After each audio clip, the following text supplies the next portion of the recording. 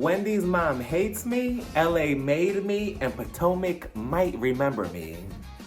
Hey everybody, welcome to my channel. I'm Raphael and I'm here to review Season 8, Episode 3 of The Real Housewives blaming a hex on their husband cheating on them of Potomac. So we start the episode off right where we left off at Michael's housewarming party, where Wendy was confirming to Ashley that the rumors about her and her family being Osu is not true. Back outside, Mia is telling Robin, Robin, what exactly is going on between you and Juan Dixon? We heard so many rumors and you need to clear it up. Robin tells them about the intervention that she had at Giselle's house and how Giselle wants her to be upset with Juan for doing untraditional things in their marriage. Untraditional things? Is that the new classy way of saying that he's taking his dick out on a world tour? Let me know so I can start using that. It sounds catchy. Hey, babe, I'm gonna go out really quickly, okay? I'm gonna go do some untraditional things. I'll be back. That sounds crazy. And Karen is just looking at her like, she's so stupid. So then Robin is just like, look, I just don't understand why people care so much about my boring life. So you admitted that you shouldn't be on the show. That's what I got from that. So then Wendy and Ashley, they come out. Karen tells Robin, I was thinking that me and you could go inside Michael's house right now and talk out our issues from last year. What do you say? Robin is just like, yeah, of course. So they go inside and then Charisse, she wakes up from her slumber. She's like,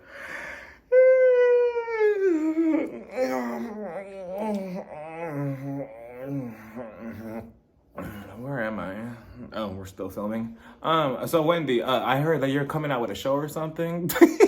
And Wendy's just like, well, yes, it's launching very soon, actually. It's a program with people with high IQ to process certain conversations and controversial topics that I can't really talk about on air as a social commentator. You know Mia sitting there like, what does controversial mean? So then Ashley, she's like, well, whatever you talk about, Wendy, I'm pretty sure that it's going to go over my head. I'm sure it will, Ashley. I'm sure it will. The same way you let Michael's money go over your head, too, and you didn't get anything out of him. So then Mia, she speaks up and she's like, she already said it, that she's not fucking with me. Wendy's just like, well, you wouldn't talk to somebody who threw a drink in your face and then right after the reunion went on social media to attack me. Mia, she victimizes herself in this situation and she's like, but you're supposed to be about women empowerment and the second that you get a chance to tear me down, you do it. Why not uplift me, Wendy? Why not uplift me? Wendy, she was just like, I can't uplift you because you're slow. You're low too, so I can't uplift you. And Mia, she's just looking around like, somebody help me. And, you know, again, she's just returning the same energy as you, Mia. But now in the confessional, she's like, you know, Wendy does this thing where she tries to, you know, tear you down to make herself feel better. But yet she's only returning the same energy that everybody else has brought to her for the past, 2 seasons. And now all of a sudden she's the bad person. Just admit it, Mia, Robin, and Giselle, that none of you will ever win an argument with Wendy when it comes to words. So then back inside, we see Robin and Karen is just like, so Robin, what's going on between you and Juan Dixon? Like, do you have a traditional marriage or do you have an open marriage? Now, if I was Robin, I would have asked the same thing back at her, like, okay, well, you answer first. You know, what's going on between you and Ray? But Robin, she's like, no, we have an open, we have a traditional, you know, we have a regular marriage. And then Karen, she was just like, we need to get to the bottom of this, Robin, and you need to admit that you were lying about everything that you were saying about me. Robin was just like, well, until you admit it first, I don't have anything to admit, which I'm not sure why Karen thought she was going to admit anything to her when she didn't even admit that Juan was cheating on her last season. So, you know, eventually they didn't get anywhere, you know, and I said it last week too, that neither one of them were going to take accountability in this whole situation. So Karen was just like, well, you know what, Robin, I'm not going to sit here and listen to your lies, so I'm leaving. Robin was just like, well, okay, but people are still going to see you for who you really are. Trust. I'm like, damn, Karen, you're going to let her have the last word? But they go back outside just to go back inside. And then we see Nneka. She starts talking to Robin. And she's like, so, you know, what's going on between you and everybody else? How are you feeling? Robin is just like, you know, it's just a lot. You know, I just don't understand. Next thing you know, we see Tickle Me Elmo trying to get some camera time. She sneaks by Robin like Jaws the shark. And she's like, da-nut, da-nut. Here I am, and as she's walking by, the producers were so funny for this. They put this creepy music in the background. I'm like, oh, Deborah, go away. We don't want you right now. So Nneka's like, well, me and you, Robin, we should go out to get some cockies. And I'm like, ooh, Nneka, you obviously been to Miami, huh, with Marisol. So they all go back inside and Wendy tells Ashley in front of Robin and Giselle and Mia, I'm having my first communion for my sons. I want to invite you. And, Robin is just like, I hope that this isn't payback for last year because I truly don't care. And I mean, I get it because, she's just returning the same energy like I said before, but I don't like the direction that they're going with on this show because it feels like it's divided and it's becoming like the Real Housewives of New Jersey where they can't even film with each other anymore. So at this point, we have to have two separate groups. If most of the cast can't even speak to each other, which is understandable, I get why, but if they can't even speak to each other or be in the same scenes or in the same group settings or be invited to the same locations, then obviously there needs to be a cast shakeup for next season because I don't see how this is going to progress the show moving forward if we have two separate groups. Then we see Giselle going out with her daughter Grace to buy some college clothes. Not before we see Robin and Juan Dixon together. I'm like, what? A third episode in a row, Juan? Wow, that's history. People are going to be talking about this moment right here in textbooks in the future. That's a real man. But then the scene that we got from them, it was just, it was not believable because they're trying to be cute. They see like a snake or something on the ground and Robin is just like, oh my God, a snake. I don't know why she was freaking out when her husband is right there. The human embodiment of a snake. And she's like, oh my God, a snake, a snake. And then Juan, he picks her up from behind and I'm like, he picks her up trying to be cute. He throws her to the snake like, oh, yeah, you like that, you like that. She's like, stop it, Juan, stop it, baby. I love you. I'm like, ew.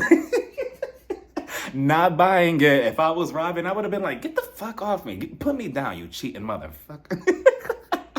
Continuing with Giselle and her daughter Grace buying clothes for college. And Grace is much better than me because I used to show up to class looking crazy every single day. I mean, every now and then, I would show up to class and, I have to show these bitches how to do it. But, 9 times out of 10, I looked a hot mess.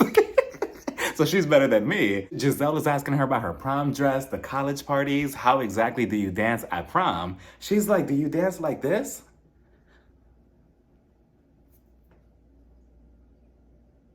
But it's always cute to see her and her daughters interacting, so I'll give her that. Then we head over to Wendy's house and she's with her kids and her husband, Eddie. Did anybody see his merch that he had on, the sweater that said Happy Eddie? I'm not really sure what the logo was, but I thought that was cute. So she's telling them about their communion and how you're supposed to wear yellow because it says in the Bible. That's why I'm wearing yellow for this special occasion. Obviously, my invitation got lost in the mail, but it's okay, I'll be there in spirit. Wendy's gonna be wearing white to represent a bride. So one of her sons is like, wait, but nobody's getting married. And she's like, yeah, but you two are my sons, and you two are gonna be married to me for life. And I'm sure she was probably trying to be cute by saying that, but I think it's creepy when mothers say that to their kids. You already have your own life. You're married to somebody already. Let your kids grow up and make their own choices. Stop trying to be controlling in their relationships. So then she goes to have a conversation with Eddie about the conversation between Ashley and Nneka. And, honestly, it's all pointless because regardless whether that had happened or not, Nneka was still going to come for Wendy later on. We head over to Mia's Airbnb and Karen comes over. She greets her kids, she hugs them, and then she looks at Mia. Hi, Mia. She's still doing the handshake thing. Mia's like, really? You're gonna hug them, but not me? So eventually Karen gives in and gives her a small little petty hug. Gordon, he comes in to say hi, and we find out that Mia, she had to do a couple of budget cuts. So the nanny is no longer with them, but Gordon, now that he has free time, I'm sure he does have free time. I'm sure he does with no job. He's taking care of the kids. So they sit down and already Mia's telling Karen, at Michael's housewarming party, Wendy actually called me slow. And I took it personal because one of my kids has special ed classes and sometimes the other students make fun of them and call them slow. And I don't like that. I don't like that term. And I mean, I understand exactly what Mia's saying. I get it. But at the same time, like Portia Williams says, that's a reach. Like, I don't know, Mia. Like, I get what you're saying, but at the same time, I feel like you're trying to use that situation and that example to try to make Wendy look bad. I don't know. It seems very wishy-washy with you, especially coming from you. Then we see Candace and Wendy going out to get food and drinks.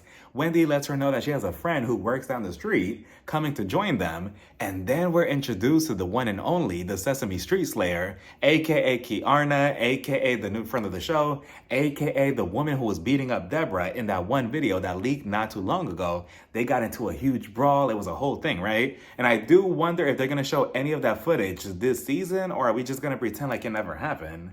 And I like that not only is Kiarna pretty, but based on the video, she has the hands to match it.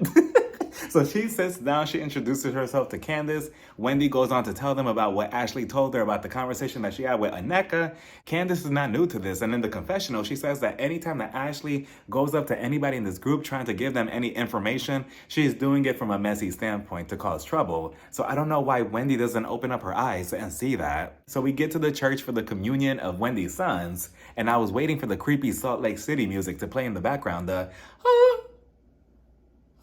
but it never happened. But they get the communion on the way. Everything went well, and everybody looks so nice. I love Eddie's outfit, specifically his yellow blazer. Wendy looked beautiful. Her kids look beautiful. I love the all white. Her mom showed up. I was never really a fan of her, and she starts claiming the kids. They're my kids because I gave birth to you, Wendy, so technically they're my kids. Okay, Wendy's mom. I see where Wendy gets it now from. So then Karen came in, but she came in with a +1. That ass of hers. Did everybody see her body, yaddy? She looks so good. She came in with a nasty walk too. Ass just popping out. I'm like, wow, Karen, you look good. Candace comes in next and she looks nice in her dress. Ashley, she looks nice, but she's still trying to adjust to her new breast size. She goes up to Wendy looking like this. Thank you so much, Wendy, for having me here. They sit down and Wendy, she thanks all three of them for coming. Even though Candace and Ashley, they still have some tension between them. Candace lets Ashley know that if they're ever in the same place at the same time, it's never gonna bother her. She's always gonna just be cordial. So then we see Wendy's mom. She comes on over and she's like, so, is Mia here? I'm like, and what do you want to know? What are you about to do? And she's like, oh, I need to know so I could get my jacket or get some drinks and leave. And I'm like, I can definitely see her becoming Mama Joyce and going up to Mia like, you ain't no damn family. So then Ashley tells Wendy, remember that conversation that we had about Nneka calling you Osu? Well, I accidentally misheard what she told me. I told you the wrong thing. She never said that to begin with. Candace is looking at her like, yeah, this is typical of her. Now she's playing dumb, but this is all part of her plan. And Ashley, come over here. Let's have a conversation. Forehead to forehead. Come over here. You need to stop. You know, your tricks are getting way too old and we know what you're doing. Now you're playing dumb and you're playing on the, oh, you know, I was drinking. I misheard the wrong thing. You know what you were doing and now it's too late. Because I personally feel that Wendy took this information that Ashley told her. She told her mom. Her mom did not like that. She looked up who Nneka was. She called her like, don't talk about my daughter. You're using her to try to get on the show. And now we're here. Speaking of Nneka, we see her meeting up with Robin to get some cockies. She starts telling her, yeah, I don't get why Wendy was pretending to not know me. And I'm like, oh, not this again on the Housewives. I'm not sure why she's pretending to not know me. We met at a concert once, a birthday party, and now she doesn't know me. I'm Giovanna. I'm that bitch from Clark. And the examples that you gave, Nneka, those are social gatherings. I'm pretty sure that Wendy has ran into so many people that she knew or she saw at either event, and I'm pretty sure that she's not forgetting you out of spite, so I don't know why you're taking it personal. And when she saw Wendy at Michael's housewarming party, she expected her to come at her aggressively. And I'm like, really, Nneka? Really? That's what we're doing this season? Okay, but she says because Wendy's sister, Ivy, she was actually coming for Nneka, and she was saying that she's a clout chaser. She's just trying to, you know, get herself in this group, get herself in this circle. And then Wendy's mom, she called Nneka, and she warned Nneka to not talk about Wendy or say her name again because she could do a hex on her with her shrine. And coming from the Latino culture, I believe in all of that. I believe all of that is real. All of that is very scary to me. Do I think that Wendy's mom has the capability of doing something like that? I don't know. Anything is possible when dealing with stuff like that. And, you know, Robin, she's just sitting there soaking it up like, really? Wow. Okay. You know, tell me more. And I'm like, if only you were that invested in your marriage with Juan, we wouldn't be where we are with you. And then Robin had the nerve and the audacity to say, maybe everything going on in my life right now is because Wendy's mom put a hex on me.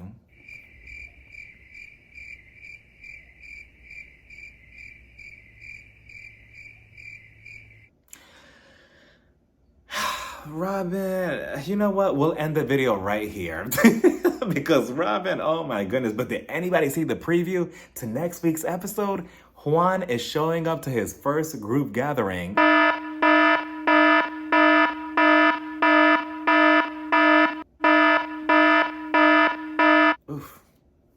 Sorry, everybody, for that. I think my alarm heard Juan and group gathering in the same sentence and it couldn't take it. But let me know what you all thought about this whole episode down in the comments. Bye, everybody. Mwah.